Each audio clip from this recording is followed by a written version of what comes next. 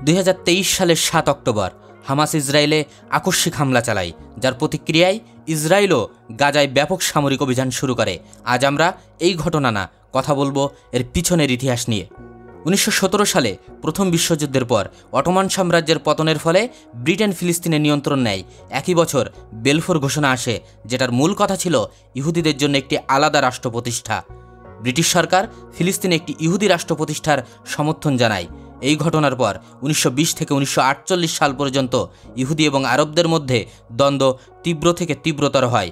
1948 সালে জাতিসংঘের প্রস্তাবিত দুই রাষ্ট্র সমাধানের ভিত্তিতে ইসরায়েলের স্বাধীনতা ঘোষণা করা হলে আরব দেশগুলো ইসরায়েলে প্রথম আক্রমণ চালায়। কিন্তু 1948 সালে আরব ইসরায়েল যুদ্ধের পর ইসরায়েল ফিলিস্তিনের প্রায় 78% ভূমি দখল করে নেয়।